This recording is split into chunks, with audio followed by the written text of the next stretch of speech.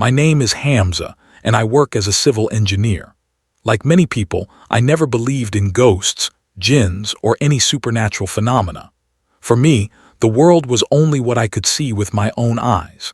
Science and logic were my guiding principles, and I dismissed all talk of spirits and hauntings as nothing more than the superstitions of uneducated minds. But what happened to me on that fateful night shattered every belief I had ever held. It changed my perception of reality forever, and I have never been the same since. This incident took place last year, when I was assigned to a village called Sanghar for a road construction project.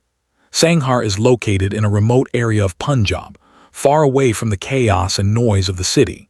There was no mobile signal, no electricity in many areas, and absolutely no trace of the urban hustle and bustle that I was accustomed to. The village was surrounded by vast, empty fields that stretched to the horizon, and the silence was so profound that it felt almost suffocating. When I arrived, it was already evening.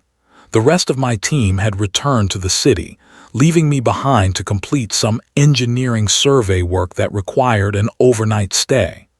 I had no choice but to accept the situation and make the best of it.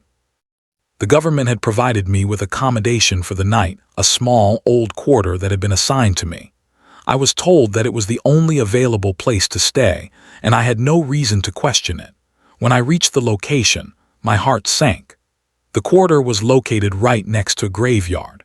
It was an old, decrepit structure that looked like it had not been used in years. The walls were stained with dampness, and the roof had patches of missing tiles.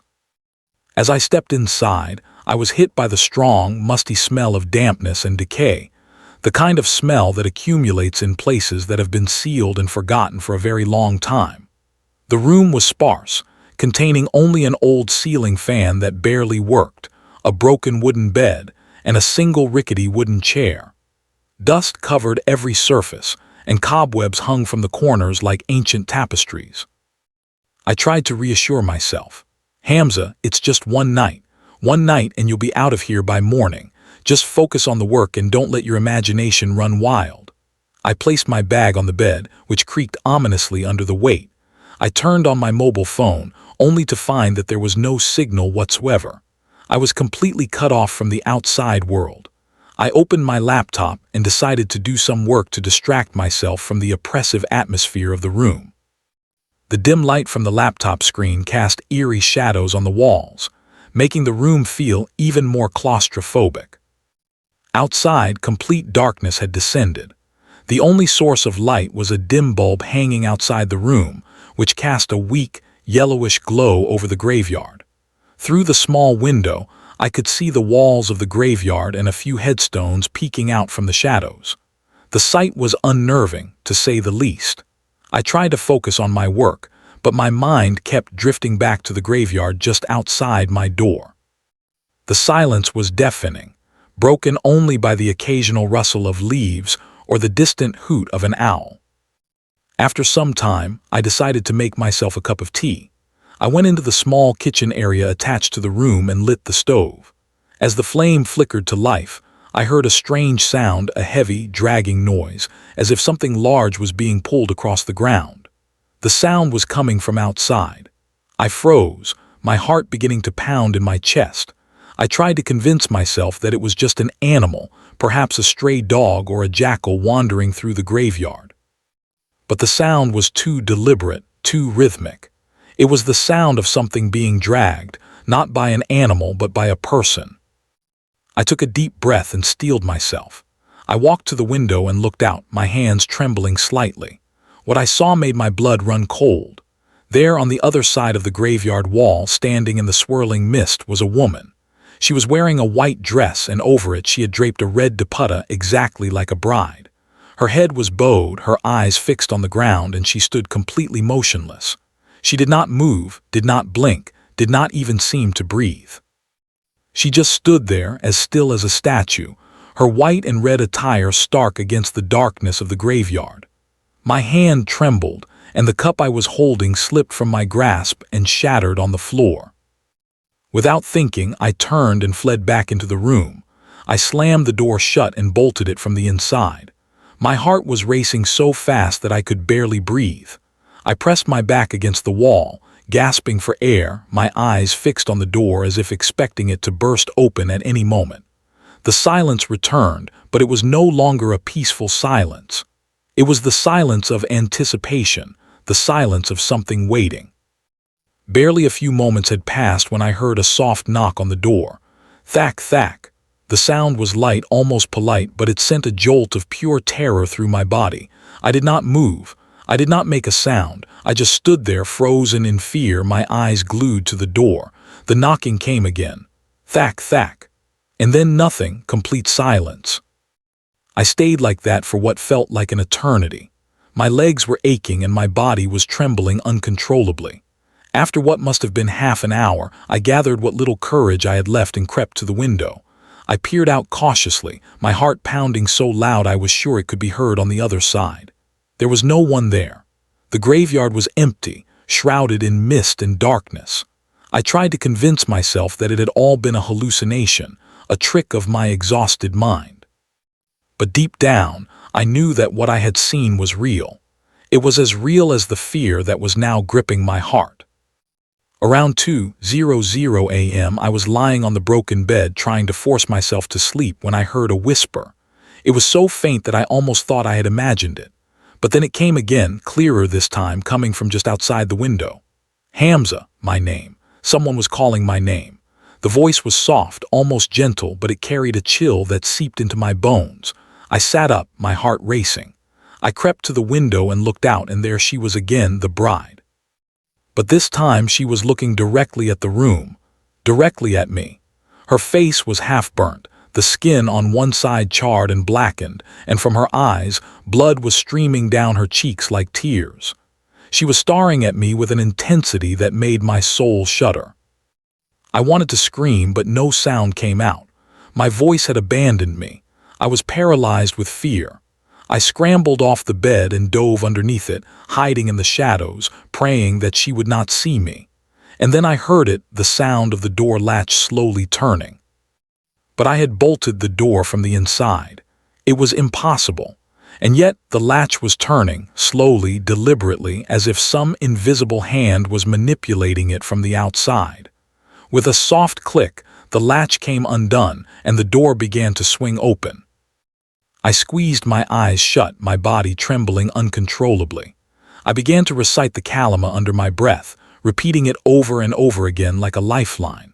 The door opened fully, and I could feel a cold draft sweeping into the room. The temperature dropped sharply, and I could see my own breath forming icy clouds in the air. And then I heard it, the soft, shuffling footsteps of someone entering the room. They were slow, deliberate, and they were coming toward me. I could hear the rustle of her clothes, the soft whisper of her breath. I could feel her presence getting closer and closer until it was right beside me. I felt a cold, bony hand touch my hair, stroking it gently.